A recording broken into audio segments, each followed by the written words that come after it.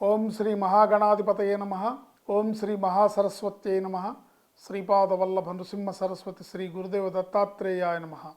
బుద్ధిర్బలం యశోధైర్యం నిర్భయత్వమరోగత అజాడ్యం వాక్పటుత్వం చ హన్మత్స్మరణాత్ భవేత్.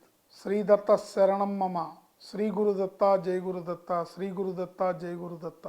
గురవే సర్వలోకానాం భిషజే భవరోగిణాం నిధయే సర్వవిద్యానాం శ్రీ దక్షిణామూర్తయే నమః. సంతోషం భక్తి ప్రేక్షకులకు శుభోదయం, నమస్కారం. నేటి పంచాంగం అనగా డిసెంబర్ 19వ తేదీ 2024 సంవత్సరం గురువారం.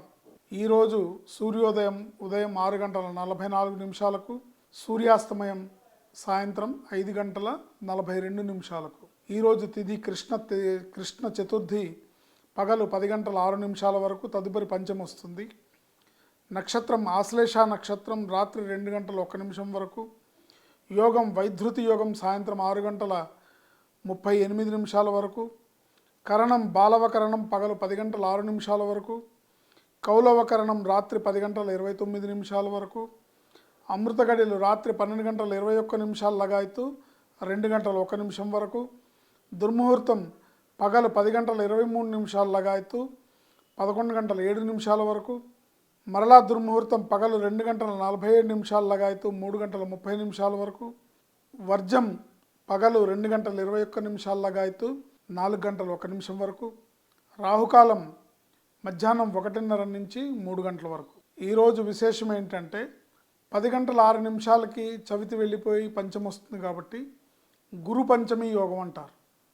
ఈ గురువారం పంచమి తిథి రావడం అనేది ఈ గురు పంచమి యోగం ఆ సమయంలో, అంటే చవితి వెళ్ళి పంచమి వచ్చిన తర్వాత గురువారం నాడు చేసే పూజలు కానివ్వండి, జప దాన పుణ్య నదీ స్నాన ఇత్యాది కార్యక్రమాలన్నీ కూడా విశేషమైన ఫలితాన్ని ప్రసాదిస్తాయి.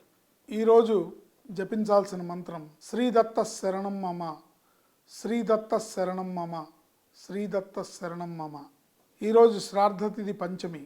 మార్గశిర మాస కృష్ణపక్ష పంచమిలో గతించిన పెద్దలుంటే వారికి ఈరోజు శ్రాద్ధకర్మాన్ని నిర్వర్తించడం అనేది మన విధి.